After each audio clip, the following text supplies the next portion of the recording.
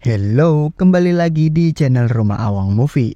Terima kasih buat kalian yang selalu luangin waktu buat nonton channel ini cuy. Di video kali ini gua bakal membahas alur cerita film yang berjudul Kembang Api. Film ini menceritakan tentang sekelompok orang-orang yang putus asa, diam-diam melakukan pertemuan di gudang setelah join grup WA. Pertemuan mereka ini bukan buat bahas kembang api cuy, tapi bahas yang lain. Penasaran apa yang sebenarnya terjadi? Tanpa berlama-lama kita langsung masuk aja ke alur filmnya. Enjoy! Film diawali dengan memperlihatkan seorang bapak-bapak yang sedang mempersiapkan kembang api untuk rencana bundirnya. Dia bernama Pak Fahmi. Pas lagi siap-siap, seketika terdengar suara di kepalanya yang membuat Pak Fahmi makin yakin untuk melangsungkan rencana bundirnya. Nah, dia ini gak sendiri karena nantinya bakal datang 3 orang yang bakal gua kenalin seiring berjalannya film dan bertujuan sama kayak beliau, yaitu mau bundir. Sebab sebelum kembang apinya dirakit nih, Pak Fahmi sempat bikin grup dan di-share untuk orang yang udah putus asa sama masalah hidupnya. Terlihat Pak Fahmi ini masih ragu cuy, tapi karena punya alasan yang kuat yaitu demi keluarganya, akhirnya dia pun ready. Tapi sebelum diledakin dia harus tunggu yang lain dulu. Gak lama kemudian datang nih orang kedua yang bernama Raga. Orang yang sama dengan Pak Fahmi, tujuannya yaitu bundir. Melihat bentuk kembang apinya unik nih, Raga meremehkan kekuatan ledakannya dan berasumsi kalau mereka nantinya nggak akan berhasil. Dengan santai, Pak Fahmi menjelaskan proses ledaknya guna meyakini Raga kalau ini tuh pasti berhasil dan ambiar banget pokoknya. Saat itu Raga bertanya arti tulisan itu dan dijawab oleh Pak Fahmi kalau artinya adalah hidup yang akan selalu menyala. Kutipan itu dia ambil dari bapaknya dulu yang nasehatin dia. Nah, nggak lama kemudian datanglah anggota yang lainnya yaitu Mbak Sukma. Kayak tadi si Raga nih, Mbak Sukma juga nggak yakin sama kembang api itu karena emang kelihatannya unik dan nggak berbahaya gitu cuy. Jawaban Pak Fahmi sama kayak tadi yang dia jelaskan ke si Raga. Pak Fahmi meyakini mereka dengan bilang kalau ledakannya dahsyat banget, bisa setinggi Monas gitu. Mendengar kata Monas nih, Mbak Sukma mendadak nangis karena dia teringat dengan anaknya. Bisa berhenti ngomongin Monas? 15 menit kemudian datanglah orang selanjutnya yaitu Anggun. Mereka semua terkejut karena yang nongol anak perempuan yang masih SMA. Pak Fahmi gak mau kalau si Anggun ikut bundir sama mereka nih, karena si Anggun dibilang masih cukup muda banget. Tapi si Anggun batu dan kekeh tetap mau ikut bundir juga. Saat itu si Anggun langsung diinterogasi sama mereka semua nih. Soalnya si Anggun ini dianggap pasti alasan buat bundirnya sepele banget. Usianya yang masih muda disayangkan banget sama mereka untuk ikut bundir cuy. Karena masa depan si Anggun masih panjang banget. Anggun yang kesel diinterogasi mereka mendadak ngamuk menyangkal semua perkataan mereka. Si Anggun ini pokoknya udah bulat banget tekadnya buat bundir cuy. Setelah menyangkal perkataan mereka nih, Anggun langsung mengajak buat melangsungkan rencana bundirnya. Sebelum dimulai nih, Pak Fahmi menjelaskan cara kerja kembang api itu, yang dimana kembang api tersebut bakal meledak dengan menggunakan detonator yang dipegang sama Pak Fahmi. Beliau juga memberi waktu untuk yang masih ragu dan berpikir buat mundur dari rencana bundirnya. Merasa si Pak Fahmi ini banyak bacot, mereka justru malah menyuruh Pak Fahmi buat langsung pencet detonatornya. Sampai ketemu di akhirat. Setelah dipencet nih, justru mereka nggak tewas dan malah balik lagi ke gudang itu. Pak Fahmi ngerasa dirinya dejavu nih cuy. Karena barusan banget dia melakukan bundir bareng-bareng namun hasilnya malah balik lagi ke gudang itu. Cuma bedanya Pak Fahmi doang yang ngerasa dejavu dengan semua yang telah terjadi cuy. Di sisi lain Raga nggak ngerasa pernah kesana dan mengaku baru pertama ketemu sama Pak Fahmi. Begitu juga Mbak Sukma yang merasa baru pertama kali dia ke gudang itu. Tapi Pak Fahmi ini kekeh, dia ngerasa kalau mereka semua tadi udah melakukan adegan bundir bareng-bareng. Pak Fahmi menjelaskan detailnya dan mengetahui juga apapun yang bakal Mbak Sukma lakuin. Sayangnya mereka semua nggak peduli karena tujuan datang ke sana itu buat bundir, bukan buat peduli sama keanehan yang dialami Pak Fahmi cuy. Seperti tebakannya, 15 menit kemudian datanglah Anggun si cantik bocah ngeyel. Dan kayak tadi lagi cuy, kondisinya sama aja, semuanya menatap bingung karena yang datang anak perempuan yang masih SMA. Akibat ledakan pertama tadi nih, Pak Fahmi yang dejavu jadi suka menerka-nerka apapun yang bakal diucap atau dilakuin mereka cuy. Karena tingkah aneh Pak Fahmi, semuanya jadi kebingungan. Tanpa banyak bacot, si Raga langsung mencet detonatornya dan ledakan kedua pun terjadi. Namun, sayangnya mereka kembali lagi seperti semula. Nah, kali ini si Raga ikutan menyadari kalau mereka mengalami time loop cuy. Buat yang nggak tahu, time loop itu peristiwa yang terjadi berulang-ulang terus dan sama aja tanpa perubahan gitu cuy. Nah, di sini cuma mereka berdua doang yang merasakan dejavu setelah ledakan kedua nih. Basuk memasuk seperti biasa, dia nggak merasakan apa-apa karena baru join ke gudang itu. Gak terkecualikan si Anggun juga sama kayak Mbak Sukma, dia baru datang ke sana dan gak merasakan dejavu kayak Pak Fahmi dan si Raga. Kali ini giliran Mbak Sukma nih yang greget dan langsung memanjat tombol itu. Dan lagi-lagi mereka kembali ke gudang dengan wujud yang sama. Setelah ledakan ketiga, Mbak Sukma jadi ikutan merasakan dejavu kayak mereka berdua. Di sana, Pak Fahmi sadar kalau mereka ini semuanya terkutuk karena membiarkan anak kecil ikut bundir bareng mereka. Raga dan Mbak Sukma bingung harus gimana karena mereka tahu si Anggun ini anaknya ngeyel banget kalau dibilangin. Akhirnya, Pak Fahmi mengajak mereka berdua untuk saling mengenal masalah satu sama lain. Lantas, Pak Fahmi pun langsung menceritakan alasan dirinya pengen bundir cuy. Jadi dulu Pak Fahmi ini kerja di pabrik kembang api. Tugasnya yaitu mendesain acara-acara yang butuh pesta kembang api gitu. Misalnya kayak acara di Ancol, di GBK, atau di Monas. Nah, suatu hari dia gagal mengakses kembang apinya dari laptop, yang membuat dirinya dipecat dan harus menanggung kerugian sebesar 1,3 miliar. Makanya dia berencana buat bundir cuy. Semuanya udah Pak Fahmi pikirkan matang-matang rencananya. Kematiannya direkayasa, seakan-akan dirinya kecelakaan kerja saat lagi ngerakit kembang api bersama Mbak Sukma dan Raga yang dianggap rekan kerja. Dan keluarga yang ditinggalkan bakal dapat uang asuransi supaya cita-cita anaknya buat jadi dokter terwujud. Seketika Raga nyeletuk nih, kalau jadi dokter itu nggak gampang. Belajar menjadi dokter sama menjadi dokter sungguhan itu hal yang sangat berbeda. Namun celetukan itu dianggap sepele sama Pak Fahmi. So tahu kamu? Nah, alasan Raga nyeletuk itu karena dia dulunya adalah seorang dokter cuy. Dia berencana bundir karena pada saat bekerja pasiennya tak terselamatkan dan meninggal di meja operasi cuy. Raga jadi trauma setelah kejadian itu karena dirinya merasa gagal jadi dokter hebat. Akibat traumanya juga Raga jadi dimarahin atasannya dan jadi sering sesek nafas, tremor dan gak tenang gitu cuy. Sebelum join grup kembang api ini, si Raga sempat beberapa kali melakukan percobaan bundir. Tapi sayangnya selalu gagal karena ragu bakal berhasil. Makanya dia berpikir bundir pakai kembang api itu cara paling tepat karena akibat dari ledakan yang gak mungkin badan bakalan tetap utuh. Singkat cerita, Anggun pun datang dengan polosnya seperti biasa.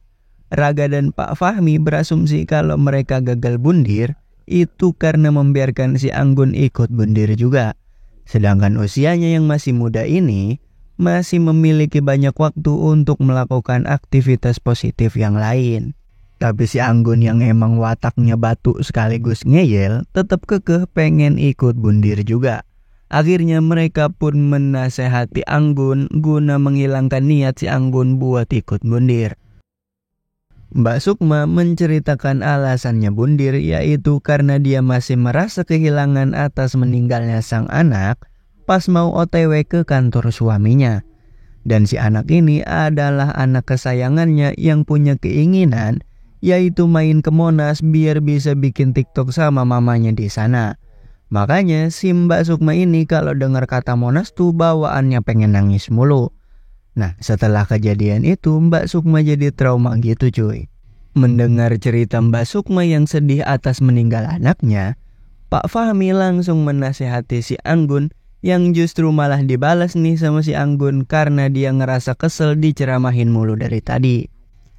Karena masih yakin kalau si Anggun penyebab kutukannya nih, lantas Pak Fahmi pun meminta Anggun untuk menceritakan dulu masalahnya dengan niat supaya bisa dirayu biar nggak jadi ikut bundir.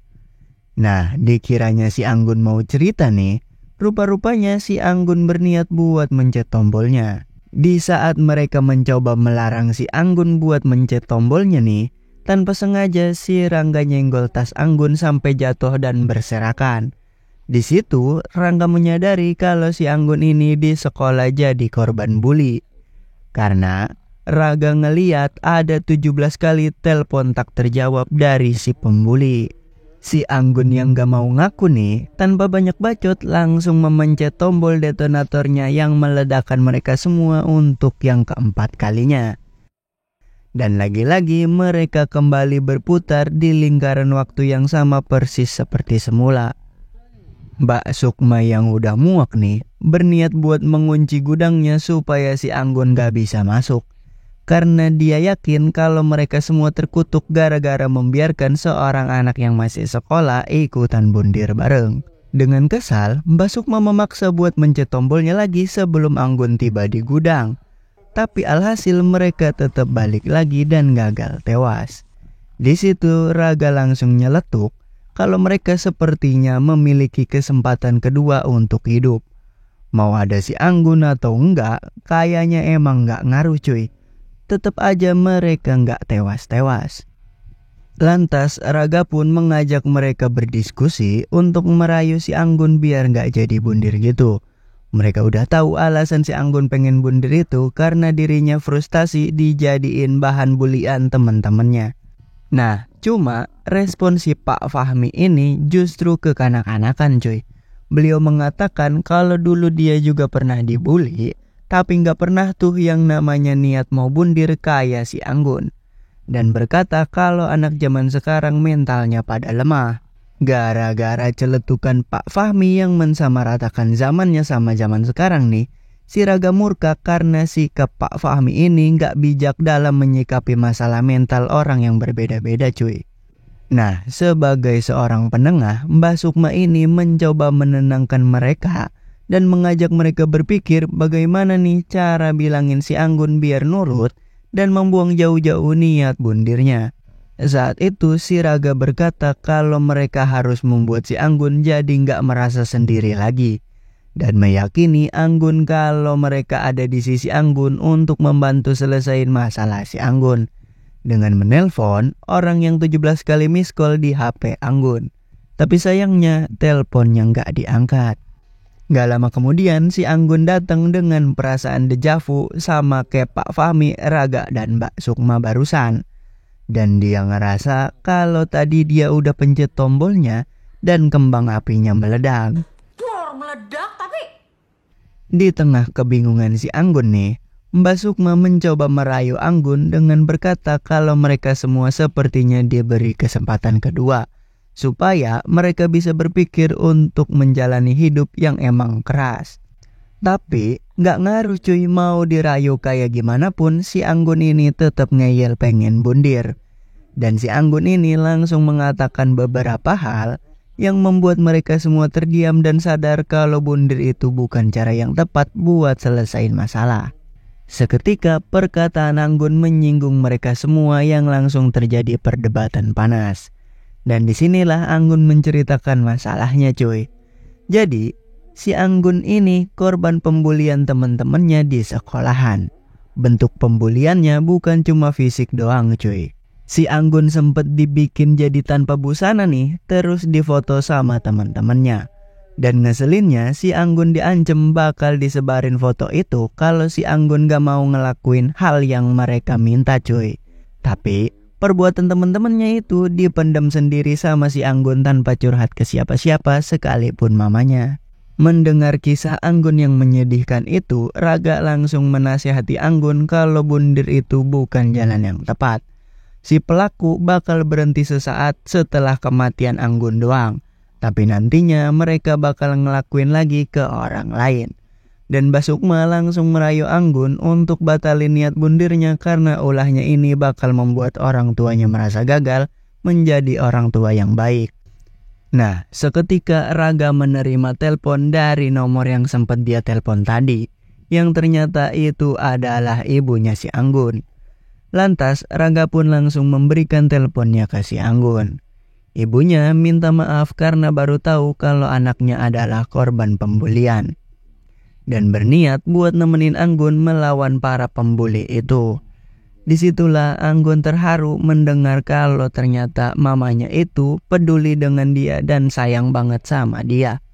Tapi bukannya tenang setelah menerima telepon dari ibunya, justru si Anggun malah gegabah mencet tombol itu lagi. Hal yang terus-terus terulang membuat mereka jadi putus asa buat bundir. Disinilah mereka mulai saling mensupport satu sama lain yang membuat diri mereka jadi lebih baik dan gak putus asa lagi buat menjalani hidup. Seketika datang Anggun yang masih kekeh pengen bundir sekali lagi dan berpikir itu bakal berhasil. Tapi semuanya udah mengurungkan niatnya buat bundir dan memberi Anggun detonatornya tanpa larangan lagi. Menyadari tinggal dirinya doang yang masih pengen bundir, Anggun pun melarang mereka buat pergi.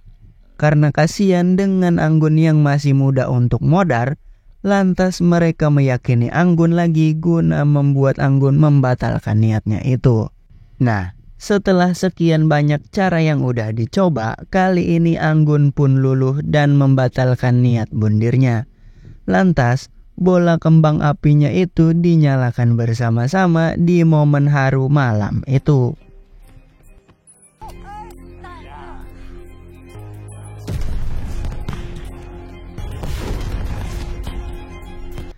Mereka pun kembali ke keluarga masing-masing dan menyesali perbuatannya yang terlalu putus asa tanpa dipikir panjang itu. Waktu pun berlalu, kini kehidupan mereka menjadi lebih baik. Raga yang pensiun jadi dokter memutuskan untuk membuka resto dan menikmati hidupnya yang sekarang.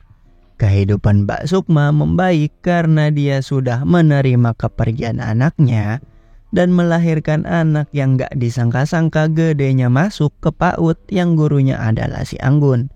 Sedangkan Pak Fahmi, dia berhasil membangun perusahaannya sendiri dan berhasil menyekolahkan anaknya sampai jadi dokter. Dan film pun berakhir. Nah, jadi itulah alur cerita film Kembang Api. Gimana menurut kalian cuy? Menurut gua, ini film rada relate sama kehidupan di kota gua ini yang selalu meremehkan kesehatan mental orang ataupun selalu melakukan perundungan. Pesan yang bisa kita ambil adalah jangan pernah putus asa seberat apapun hidup yang kita hadapin. Dan selalu mendekatkan diri kepada Tuhan agar dilindungi dari segala macam malapetaka. BTW, terima kasih buat kalian yang udah nonton sampai akhir. Kalau kalian suka dengan video ini, jangan lupa like, komen, dan subscribe cuy. Jangan lupa juga support channel ini dengan share ke teman-teman kalian. Sekian dari gua Jeki, izin pamit, see you next video. Bye. Mau foto bareng.